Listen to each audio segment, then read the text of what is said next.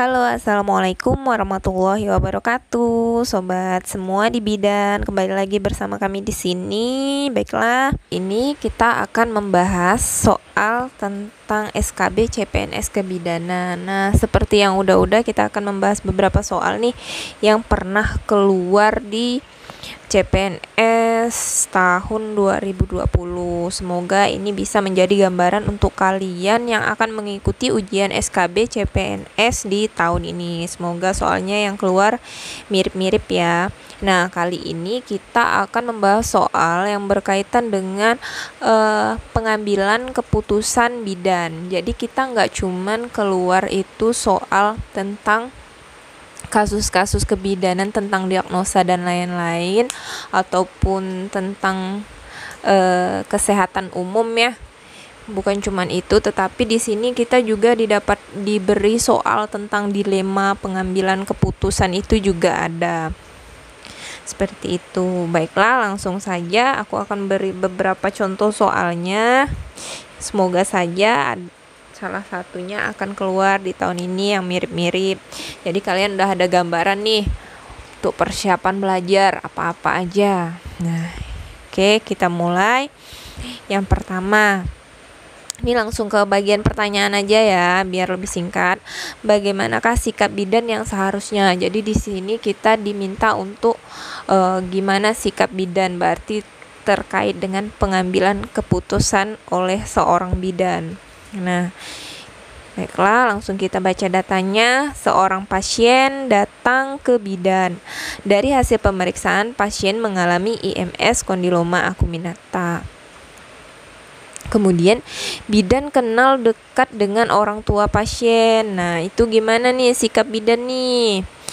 Apakah A. rujuk pasien tanpa memberitahu orang tua, atau B. beritahu orang tua tanpa sepengetahuan pasien, C. konseling IMS, D. konseling IMS dan anjurkan pasien menceritakan ke orang tua, E. rujuk asalkan pasien mau cerita ke orang tua. Nah, di sini kita dihadapkan pada suatu kondisi dilema, di mana untuk penyakit seperti penyakit IMS atau khususnya yang di sini dibahas adalah kondiloma acuminata. Nah, ini adalah bagian dari privasi si pasien. Walaupun kita teman dekat si ibu atau orang tua dari pasien, apakah boleh kita sampaikan hal privasi itu kepada orang tuanya langsung ataukah bagaimana? Ataukah kita mengambil keputusan sendiri tanpa melibatkan orang tua atau bagaimana? Nah, kira-kira menurut kalian jawabannya yang mana nih yang tepat nih untuk pertanyaan seperti ini?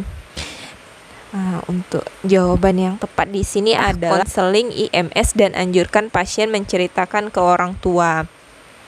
Kenapa nggak langsung kita rujuk aja tanpa memberitahukan orang tua? Tapi di sini kan kita juga kita juga harus, orang tuanya juga punya hak untuk tahu. Jadi kita tetap memberikan konseling apa itu IMS, bahayanya kayak gimana, terus tetap anjurkan pasiennya untuk bercerita ke orang tua dan melibatkan orang tua. Biar gimana pun kalau dia masih kondisinya anak, di sini dia sebagai anak ya.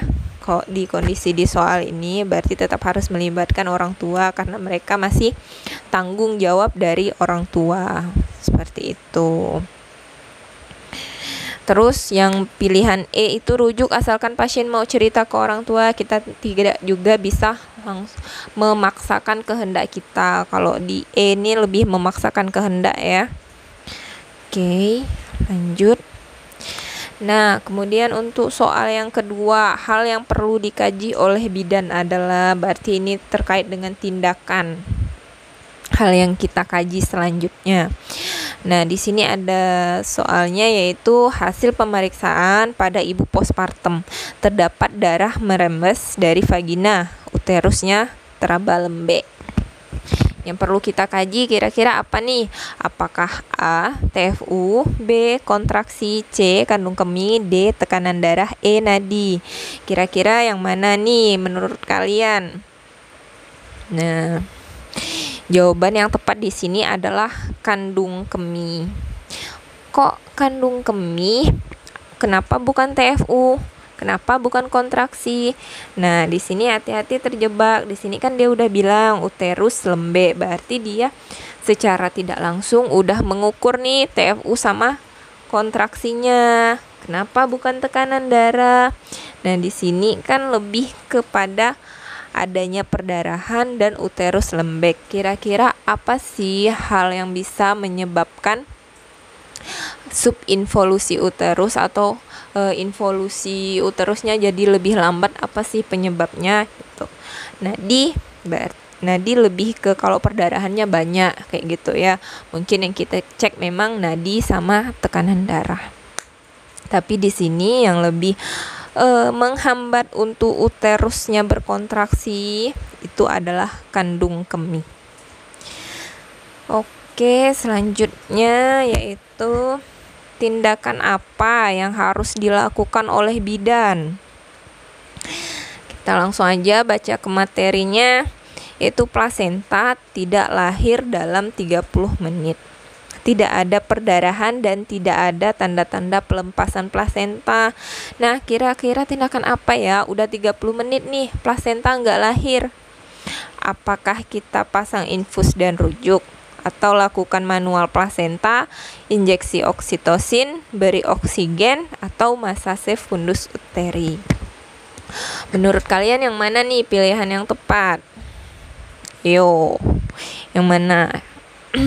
Nah, jadi kalau aku di sini milihnya yaitu pasang infus dan rujuk. Kenapa bukan di manual plasenta, Kak?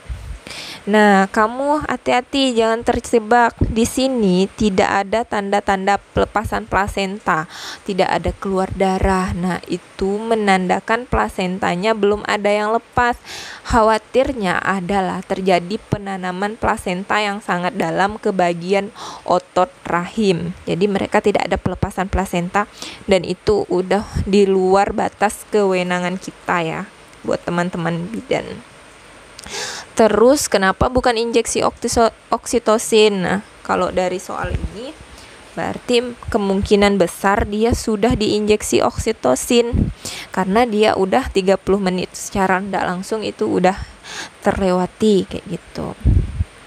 Lakukan manual plasenta nggak usah, itu namanya bunuh diri. Kenapa bunuh diri? Ya memang nggak ada, dan kalaupun kamu lakukan itu nggak bisa, akan sia-sia karena penanaman plasentanya sangat erat. Yang ada nanti kalaupun kamu lakukan manual, gagal manual dan terjadi perdarahan yang hebat.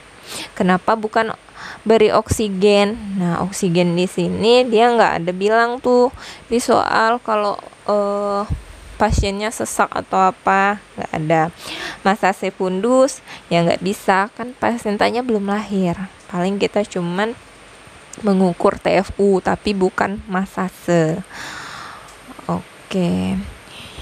Ya, sekian dulu untuk video kali ini. Terima kasih untuk dukungannya yang udah subscribe, like, dan komen.